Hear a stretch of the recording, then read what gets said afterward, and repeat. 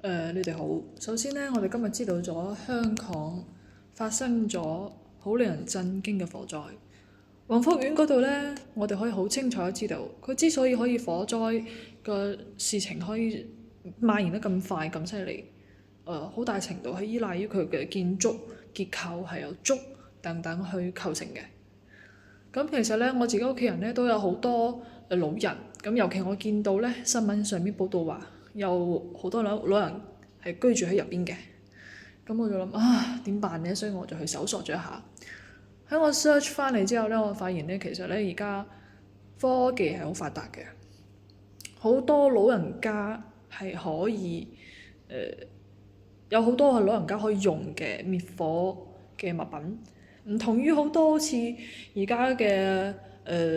呼吸 mask 啊，或者係嗰啲滅火器啊等等，呢啲呢，其實對於如果話70幾80歲，甚至話可能好瘦弱嘅老人家呢，係好難攞起身嘅。就算攞起身呢，其實佢哋好多有時候呢老花或者個視力不好，又或者各種原因導致佢哋打唔開，甚至使用唔到。咁我覺得呢，其實有時候呢，唔係話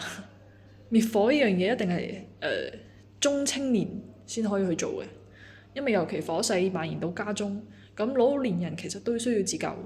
咁我係去查咗下，而家有嗰種呢，可以即係滅火球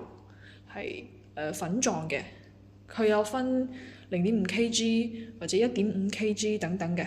如果係0.5kg 呢，係比較容易攞起身，對老人家嚟講呢，係一個唔錯選擇。我首先講明啊，唔係廣告話。我睇到佢呢，即係話有兩種方式嘅，一個呢就係懸掛喺可能屋企中比較容易起火嘅地方，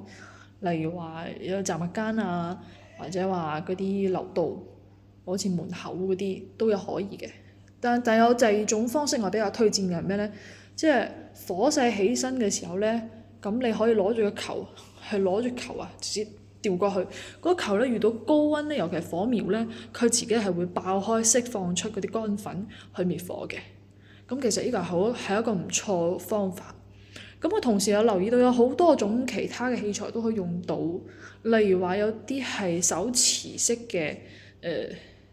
滅火嗰啲噴霧。咁我諗住話噴霧啦，就係噴得唔遠，其實唔係嘅。佢嗰個噴霧係比較高壓力，但係佢勝在係手持係可以 hold 得住嗰個壓力嘅。咁呢種呢，一般嚟講呢，係適合嗰啲可能比較細嘅火星喺屋企嗰種嘅。咁當然啦，宏福苑呢種大火呢，我相信呢，居民自救係好難嘅。咁只可以話，如果喺火勢嘅第一階段中呢，居民可以有充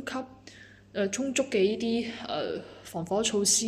或者話滅火措施，可能會好好多。咁仲有好多種啦，咁好似話仲有啲滅火氈。滅火氈呢，其實對於話撲滅家中嘅一啲比較話矮嘅火勢呢，係有可能可以撲滅式嘅。咁我覺得呢啲其實而家好多新型㗎，佢樣嘢係主打就係方便用。可能對老人家嚟講呢，就只需要1-2個步驟就可以搞掂火。雖然話唔係100%可以滅咗呢啲火，但係我相信好過話好多老人家攞水去潑，或者甚至係唔知道點辦，係咪？因為人一旦喺火場中呢，係冇辦法冷靜思考嘅，呢個係真係會出現嘅情形嘅。咁我相信呢，咁呢個科技再發達，我希望呢更加多消防廠家可以針對呢一方面去設計更加多方面係細蚊仔或者係70歲以上嘅長者可以用到嘅便攜式嘅細型嘅，即係冇咁多步驟，唔使話一下子掹消防栓啊，又或者點去撳住啊。咁老人家有時候記唔住，如果可以有呢啲便攜式嘅滅火系統或者滅火設施呢，其實係更加好嘅。咁細型嘅我相信定價都唔會十分高，好似我頭先提到嘅滅火球等等，呢一系列其實係一個0.5kg 呢，大概係10幾20蚊人民幣咁樣。咁我覺得呢，呢個價錢係好適中，因為一個家庭呢，我哋平時備喺度呢，可能5-6個就夠啦。咁如果話面積大啲，咁當然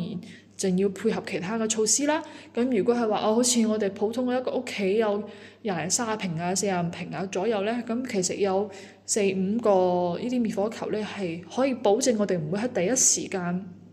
俾啲火苗包住我哋成個人，唔至於話我哋可能會即刻葬身喺火場之中。所以我覺得呢件事情呢，無論係每一個管理者，或者係廠家，或者甚至係政府，我哋都可以去為呢一方面呢貢獻啲思考，為啲創新產品同科技結合起身。因為好多長者其實係冇辦法咁快可以享受到科技嘅便利嘅。咁我相信而家科技係便利咗好多以前冇便利到嘅方面，但係我覺得呢啲涉及到生命財產嘅事情呢，我哋係更加應該去重視，更加去提醒警醒自己。